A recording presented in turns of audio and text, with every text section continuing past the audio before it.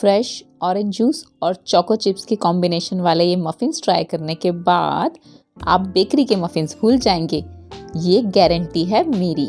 आज हम इन मफ़िन्स का eggless and no butter version बनाएंगे, बहुत ही आसान तरीके से, ताकि बिगिनर्स भी इसे बना सकें।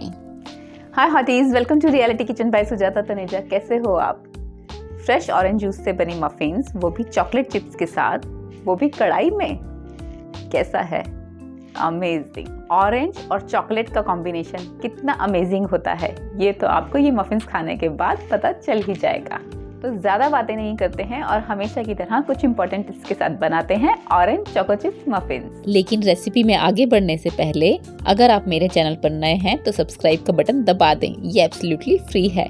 और साथ ही साथ बेल आइकन दबाना बिल्कुल ना भूलें, इससे आपको मेरी न्यू रेसिपीज का नोटिफिकेशन सबसे पहले मिलेगा। क्योंकि ये बिगिनर रेसिपी है तो रेसिपी की सबसे आसान स्टेप ऑरेंज जस्ट निकालने से स्टार्ट करते हैं। ऑरेंज जस्ट निकालने के लिए हम संतरे का ये ऑरेंज वाला पार्ट ग्रेट करते हैं, अंदर का व्हाइट वाला पार्ट नहीं।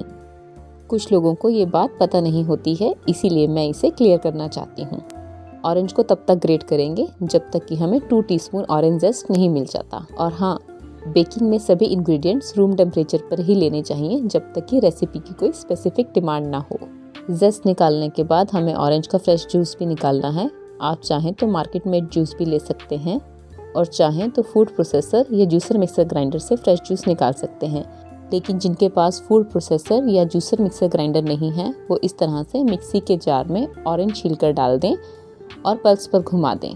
3 संतरे के आसपास लग जाएंगे इतना जूस निकालने में। आप किन्नू या माल्टा कुछ भी ले सकते हैं। देखिए हमारा ऑरेंज जूस तैयार है, लेकिन अभी इसमें पल्प और बहुत सारे बीज हैं, इसके लिए हम इसे छान लेते हैं।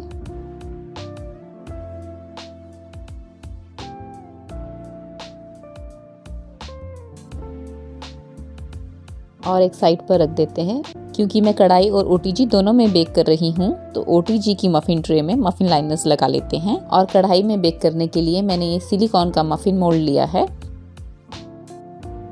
बेकिंग में सभी ड्राई इंग्रेडिएंट्स को इस तरह से फ्लैट कप लेवल तक नाप कर लेना चाहिए, ना कि इस तरह ऊपर तक भरकर। अब हम एक बोल में मैदा लेते हैं। ये मेरा पहले एक बार छना हुआ मैदा है, इसे यहाँ हम दूसरी बार छानेंगे। ड्राई इंग्रेडिएंट्स को ज़्यादा एयरी बनाने के लिए इन्हें 2 बार ज़रूर छानें। बेकिंग पाउडर, बेकिंग सोडा और एक चुटकी नमक की लेते हैं। छानने के लिए इस तरह से किसी स्पून या किसी और आर्टिकल का यूज़ ना करें, बल्कि हाथ से इस तरह से टैप करते हुए ही छानें। इससे भी हमारा मैदा और एयरी बनता है। ड्राई इंग्रेडिएंट्स को एक साइड पर रखते हैं और दूसरे मिक्सिंग बोल में पाउडर्ड शुगर लेते हैं और उसे भी छान लेते हैं।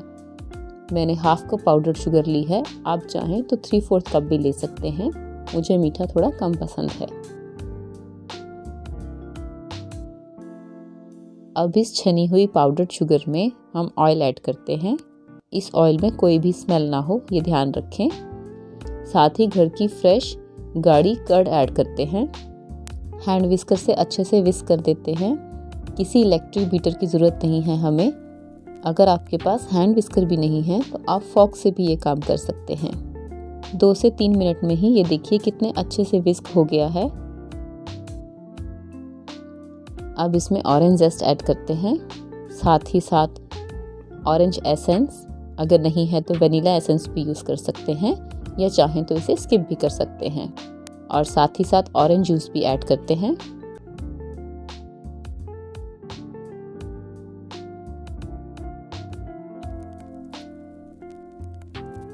और इसे भी अच्छे से मिक्स कर देते हैं। बिल्कुल बेकरी स्टाइल बनाने के लिए मैं इसमें ऑरेंज कलर ऐड कर रही हूँ, आप चाहें तो स्किप भी कर सकते हैं।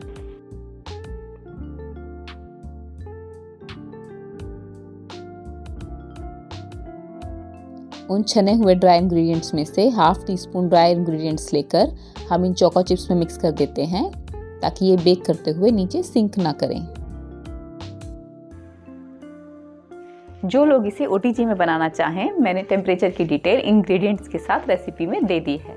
और एक एल्युमिनियम की कढ़ाई लेते हैं, उसमें नमक स्प्रेड करते हैं। ये 2 कप के आसपास नमक है और मैंने पुराना यूज्ड नमक लिया है। इसमें इस तरह से कोई कटोरी उल्टी करके या रिंग लगा देते हैं और इसको मीडियम हाई हीट पर 10 मिनट्स के लिए ढककर प्री हीट करते हैं। अब हम वेट इंग्रेडिएंट्स में ड्राई इंग्रेडिएंट्स ऐड करते हैं। थोड़े थोड़े करके 2 से 3 बैचेस में ऐड करेंगे।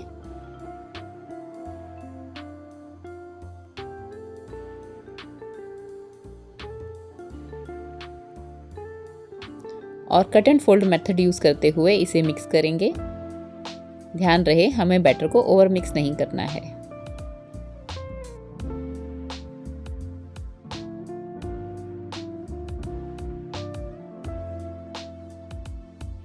इस तरह से कट एंड फोल्ड मेथड का यूज़ करना है मिक्सिंग के लिए। अगर हम इस बैटर को अच्छे से मिक्स नहीं करेंगे तो इसमें ड्राई फ्लावर की पॉकेट्स बन जाएंगी, जो बेकिंग के बाद खाने में बिल्कुल अच्छी नहीं लगेंगी।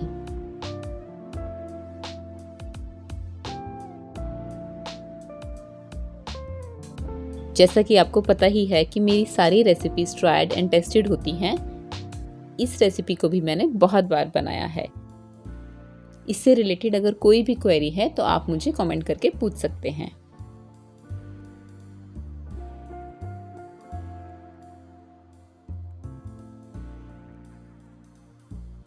अब इस बैटर में हम ये चोको चिप्स ऐड करते हैं और उसे एक बार अच्छे से मिक्स करते हैं।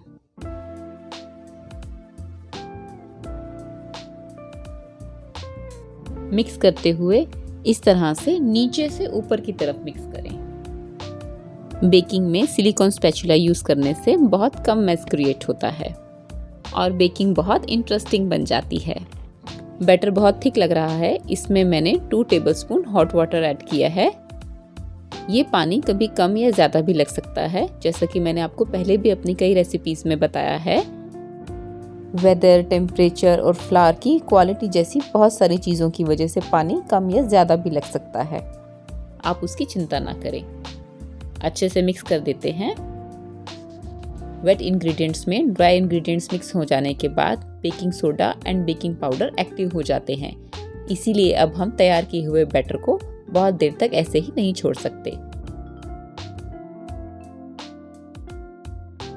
और हमें इसे जल्दी से अपने तैयार किए हुए मोल्ड्स में पोर कर देना होता है। पहले मैं सिलिकॉन मोल्ड को फिल कर रही हूँ। मोल्ड को 3/4 लेवल तक ही फिल करेंगे, पूरा फिल नहीं करना है। एयर बबल्स निकालने के लिए अच्छे से 4-5 बार टैप कर देते हैं। ऐसा करने से एयर बबल्स भी रिमूव हो जाते हैं और टॉप भी स्मूथ हो जाता है। थोड़े से चोको चिप्स ऊपर से स्प्रिंकल कर देते हैं। थोड़े से ही क्यों, बहुत सारे कर देते हैं।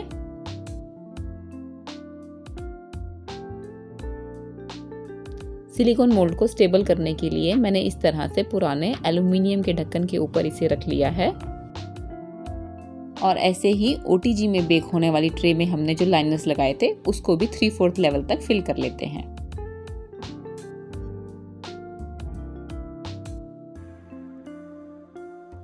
इसे भी अच्छे से 4-5 बार टैप कर लेते हैं ताकि एयर बबल्स भी रिमूव हो जाएं और स्मूथ टॉप भी मिल जाए। और जितने चाहें उतने चोको चिप्स स्प्रिंकल करते हैं। मेरे कुछ रीसेंट बेक्स हैं जिन्हें मैंने कढ़ाई में बेक किया था। उनका लिंक मैंने नीचे डिस्क्रिप्शन बॉक्स में दे दिया है, आप एक बार ज़रूर चेक करें। अब देर नहीं करते हैं और जल्दी से कढ़ाई में बेक होने के लिए रख देते हैं। सिलिकॉन मोल्ड्स में जल्दी बेक हो जाता है और ढककर 20 मिनट्स के लिए मीडियम हीट पर बेक होने देते हैं। ओटीजी को भी हमने प्री हीट कर लिया था।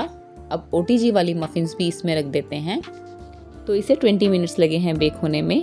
20 मिनट्स के बाद इस तरह से हम एक टूथपिक टेस्ट करेंगे। टूथपिक क्लीन निकल आई है। अब हमारी मफिन्स रेडी हैं। देखिए, कौन यकीन करेगा कि ये हमने कढ़ाई में बेक की हैं। इसी तरह से 10 मिनट्स रेस्ट देने के बाद ही हम इसे वायर रैक पर निकालेंगे ताकि ये नीचे से सॉगी ना हो जाए।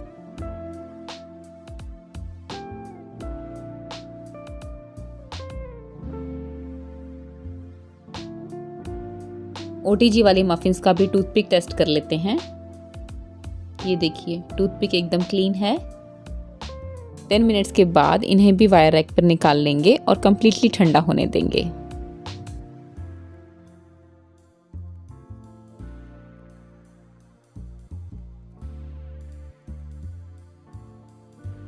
ये देखिए कितनी सॉफ्ट एंड स्पॉन्जी बनी है।